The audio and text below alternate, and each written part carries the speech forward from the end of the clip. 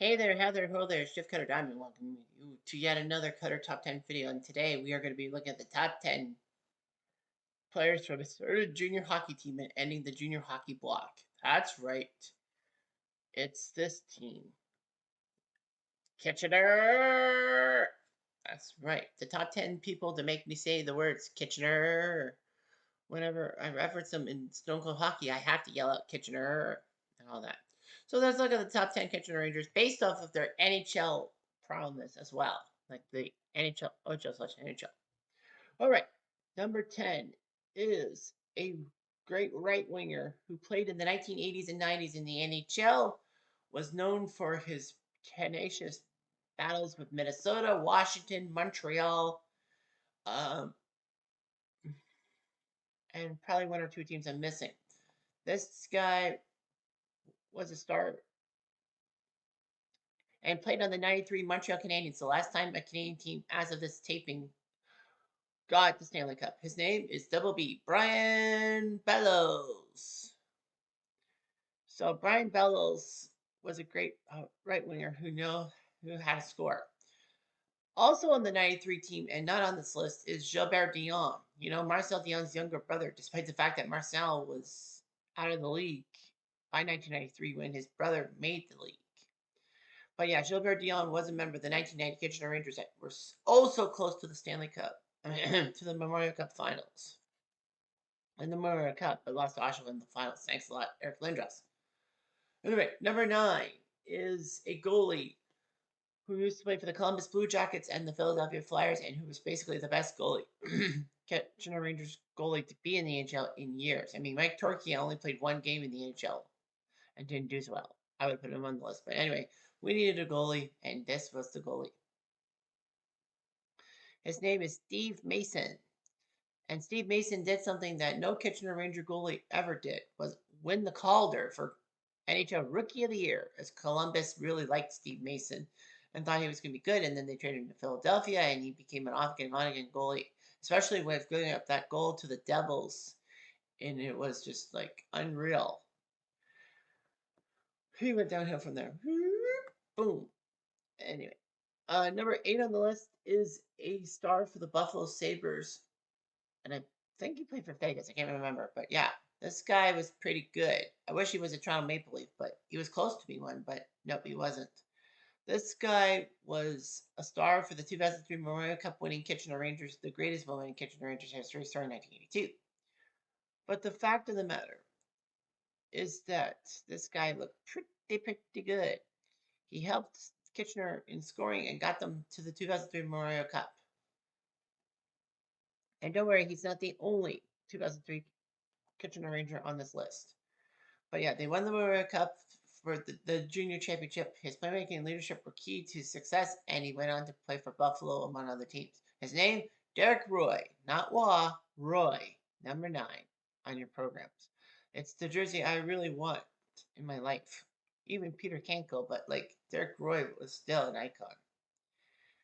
Number 7 is was a star in the NHL. I think he's still in the NHL, but with the Avalanche. But he's playing for the Avalanche. He was a Flame. He was a Leaf. He was a um. I'd say Bruin, but that's wrong. Yeah, he was a Leafs icon for many years, and unfortunately would always be known for getting suspended in the playoffs at the worst possible time. And Toronto just dumped him off. His name is Nazem Kadri. Yes, Nazem Kadri played for the London Knights. But the fact of the matter is that he then became a Kitchener Ranger, mostly for the 2008 stretch drive with Kitchener hosting the Memorial Cup. He needed to put up or shut up, and Kadri did. He helped Kitchener get to the Memorial Cup final against, I don't understand. Who's that team?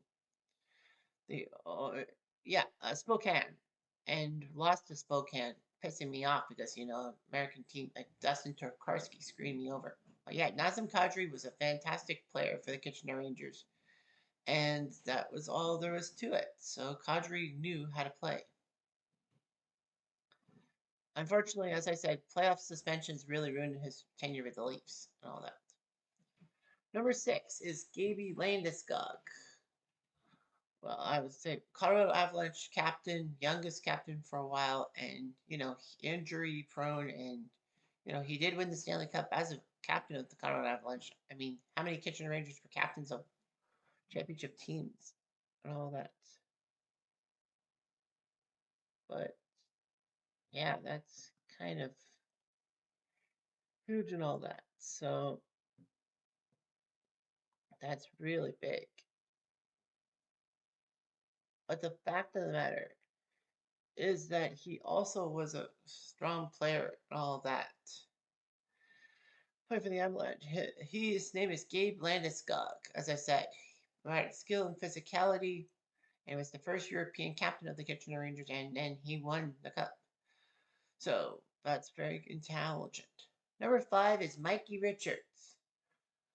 Well, played for the Flyers, played for the Kings, wins Stanley Cup of the Kings twice because the Flyers made a dumb move getting rid of Mike Richards and Jeff Carter, for that matter, when they needed to. And it bit them in the butt as both Carter and Richards won 2 cups as a King. He has strong two-way leadership. And he was the captain of the Rangers when they went to the 2003 Memorial Cup as the OHL champions, went to Quebec City, and then they took out the Hall Olympique, as they were known at the time, not Gatineau. And the fact of the matter is that Mike Richards was a very good captain and a very good player. And he was part of that 2003 stacked draft, one other player. So he proved himself in Flyers colors, and then they decided to dump him to LA, and it bit them in the butt. Number 4 is Jeff Skinner. Skinner was a prolific scorer for the Rangers, was OHL Rookie of the Year, and he would be doing well for the Rangers. I think he was just there for the 2008 Memorial Cup run. But nevertheless, Jeff Skinner knew what to do with his shooting. And with Carolina, he ended up winning the Calder Trophy for Rookie of the Year. Actually, this was the year before Landeskog. So Kitchener had back-to-back Calder Trophy winners in Skinner and Landeskog, and it was like amazing. Like 2 former Kitchener Rangers would be Rookie of the Years in back-to-back years. Skinner was also very impressive and all that. My research failed me because Larry Robinson should be on this list too, because he was a Kitchener Ranger and drafted in the first round by the Habs in '71 from the Kitchener Rangers. And of course, his booming defensive play, his booming shot, and all that. He was a fantastic player, and he played for the Habs and even played with Gretzky in Los Angeles for 3 seasons. So that was good. I don't know why he never got on this list. But yeah, Jeff Skinner did his job. Number 3 is, well, the top 3 are all defensemen. Number 3 is the first defenseman, Scotty Stevens, former Washington Capitals, St. Louis Blue, and New Jersey Devils icon. He was a stalwart defenseman, leadership qualities, two-way play, and he's from Kitchener too, which helped out a lot. Nevertheless, the Rangers really needed him for the stretch drive in '82. While he was drafted, I think he was drafted in '81 by the Capitals. I can't remember, but yeah, he played for Kitchener in '82. Brought himself to the forefront when the Rangers won the Memorial Cup in Quebec, I believe it was. But yeah, Kitchener did their job. So yeah, Scott Stevens did his job, and then he played for Washington for several years, and then in 1990 he went to St. Louis in a free agency, and then he played just 1 year, and then all of a sudden, New Jersey needed to pick up a player after losing Brandon Shanahan to the Blues, and at that time, if you lose a player into revocable free agency or restricted free agency, you had to either give the other team, well, the team that picked up the free agent had to give either 5 first-round picks or a player to be named later. Well, the player to be named later was made by an arbitrator, and guess who got compensated to the New Jersey Devils? That's right, Scotty Stevens. So the Blues cried foul, and Scott Stevens ended up being a New Jersey Devil. He didn't want to play there at first, but then he found his footing, and boy, his physical play was huge. Unfortunately, though, it would be kind of negative with his hits on Paul Kariya and Eric Lindros, especially Lindros, ruining his career.